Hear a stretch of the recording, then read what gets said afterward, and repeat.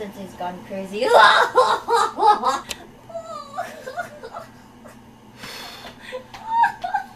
Okay. Okay, so Sensei's busy editing, my laptop is dead, I'm bored and I need something to do, so I'm gonna step in and cover section 2. So apparently what section 2 has us doing, it has us reading a graph, and we're gonna be answering with where the graph appears to lead. In order to help us accomplish that, I've drawn an eye that we're gonna be using to help answer the questions. So, first off, question 6. As x approaches the first vertical asymptote at VA1 from the right, f of x approaches. Okay, so we're using the first vertical asymptote, and it's going to be from the right. So I'm going to take my eye, identify the first vertical asymptote, and place my eye on the right side of it. So the eye is following the graph, it's following the graph, and it looks to be going down, down, down. So what's down there? Yes, potato. I mean, who put that there? Whatever. Negative infinity. That's what that is. Not potato. Negative infinity. Not potato. Negative infinity. Anyways, question 7. As x approaches the first vertical asymptote from the left, f of x is going to approach. So, once again, identify the first vertical asymptote. We place our eyeball on the left side of it, and we can see the graph. It looks like it's going up, it's going up, it's going up, it's going up, so it looks like it's going to be positive infinity. Question 8. As x approaches the second vertical asymptote from the left, f of x is going to approach.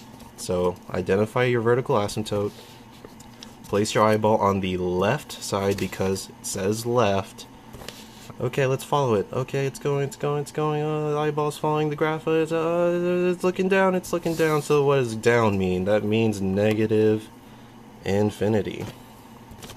And last question. As x approaches the second vertical asymptote once again from the right, f of x is going to approach. Okay. Again, we find our vertical asymptote that we're working with. It says from the right, so we place our eyeball on the right. And let's follow the graph. Okay, it's going, it's curving up, it's going up, it's looking up, it's looking all the way up to the sky, and f of x is approaching positive infinity. Okay, I'm gonna check on my laptop now, so I'll see you guys later.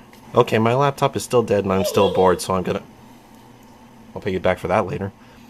So my laptop's still dead, I'm still bored, and I need stuff to do, so I'm gonna do the first couple of questions for section 3, which is our application. So, suppose that the number of text messages sent during class time at Taft High School follows the formula that where time is greater than or equal to 0 in days since the beginning of the school year, and m of t is the number of texts sent after t days. So, questions 10 and 11 looks like it has us answering how many text messages were sent during the first 3 days and then the first 10 days of class. Now, there's a really easy way to do this, and that just involves using our calculator. So we're going to input this equation into our y equals, and just so you know, when you actually put equations like this into your y equals, it's very important that you actually segregate or separate your numerator from your denominator because of the whole order of operations thing. And the way you do that is simply put the numerator and the denominator in their own separate sets of parentheses. So we're going to do that. So in order to answer questions 10 and 11, all we're going to do is look at our table. So with our equation in, we're going to go to second graph to bring up the table, and question 10 wants how many text messages were sent during the first 3 days. Go down to 3, and looks like our answer is approximately 11,518 text messages. Question 11 wants to know how many text messages were sent during the first 10 days of class. So when you see that m of 10, that simply means x value is going to be 10. Same thing as here. When it was m of 3, x is simply 3. So for 10, let's scroll down at 10, and the number of text messages sent was approximately, don't worry about the decimals at the bottom, we're just going to go for that whole number that's highlighted right now. So that number is 15,533. The reason we're just using our table for this is we're pretty much just looking to save your eyes on this. If you looked at it in your graph, it's just a headache and a nightmare to look at. You'll save yourself a lot of stress if you just use your table. So that's all. Okay, so for number 12 and number 13, they're actually both multiple choice questions, but you have several choices, so let's take a look at the question. Number 12, the text messages function has a horizontal asymptote. What does this horizontal asymptote represent? Okay, very quickly, let's actually figure out what the horizontal asymptote is. So, let's look at our equation. It looks to me that they both have the same highest degree. They're both equivalent at 2. So what does that mean? That the horizontal asymptote is going to be equal to a simplified number from our coefficients. And what is that from the numerator and denominator? Well, it's 20,000 divided by, well, what's the coefficient for the first term here? It's just 1. So what does that mean a horizontal asymptote is? It's simply 20,000. Now, with that knowledge, let's look at our answer choices.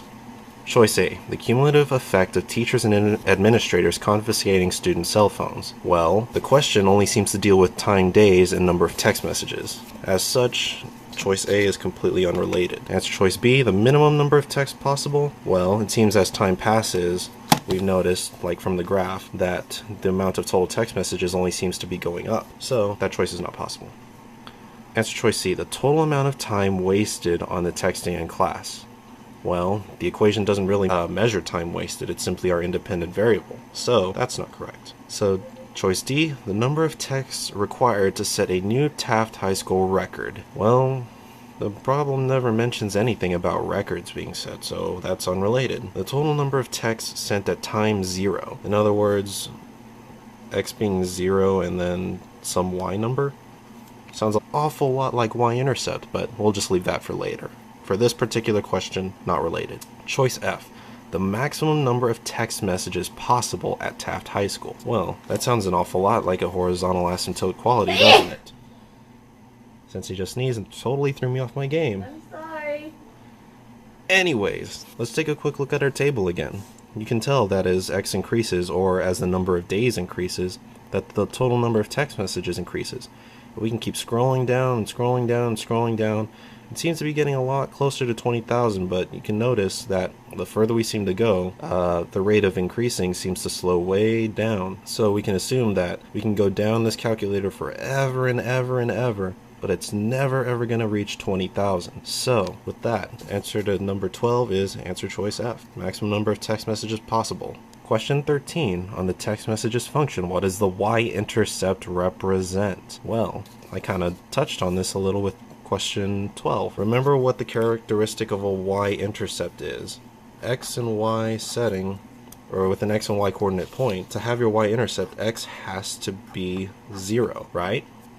And in the context of this problem, what is our X represented as? X is our T, where T is the time in days. So if our time in days is 0 and Y is represented by our number of text messages, our Y-intercept can only be, the answer choices are all the same as the question above, by the way. So with time being 0 and Y being the number of text messages at time 0, that can only mean that is our Y-intercept. So our answer for question 13 is answer choice E, the number of text messages sent at time 0. Oh my goodness, I can't believe my laptop's still dead. Whatever, I'm doing section 3. It looks like section 3 is completely on variation, and variation is a pretty simple topic once you just remember the two different kinds. So you got, and yes, this is my note, so you have direct and inverse, and that's simply two different ways of relating x and y. So for direct variation, you see y is equal to kx. That's basically a way of saying as x increases, y will also increase. And just keep in mind that k is a constant of variation, so when you see an actual equation, k is going to just be an actual number. And now on the flip side, you have inverse variation, where y is equal to k divided by x. And basically the nature of inverse variation is as x increases, y would decrease, or vice versa, or x would decrease and y would increase. Again, k is your constant of variation that in an actual equation would appear as an actual number. So now, let's look at question 14. Suppose that y is equal to 60 and x equals 12, and that the variables x and y vary directly. Write an equation that relates x and y. So, we found our keyword, directly. So what's the basic form of our equation gonna look like? Y is equal to kx. So y is equal to kx, and we have a y value of 60 and an x value of 12. In order to actually write out the equation that relates x and y, we're going to have to solve for this k. If y is equal to 60, we'll put 60 in place of y, k because we don't know that yet, and 12 in place of x because x equals 12. So we're just going to divide both sides by 12 and solve for k. And I believe 60 divided by 12 is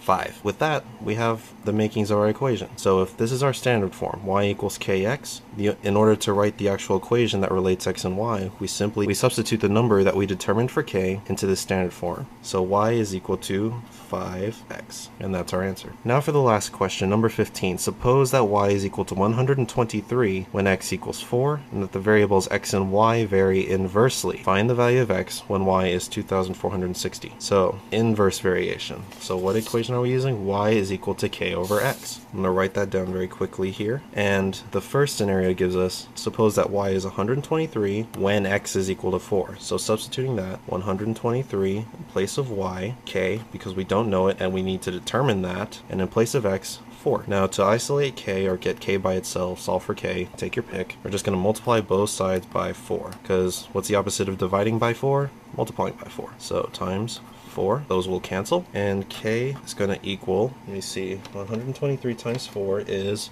492. And that is our constant of variation. But remember, that's not the answer to the question that we're looking for. It wants to know what the value of x is when y is 2460. So, let's look at our standard form equation and substitute what we know. We know y is 2460, right? And that is equal to k over x, and we now know k to be 492. So we put 492 in place of the k, and we divide by x. Because we don't know what x is, we have to find out what x is. So, again, we have to isolate x, and to do that we have to solve for it. So, let's begin that. First off, let's multiply x over. That will cancel.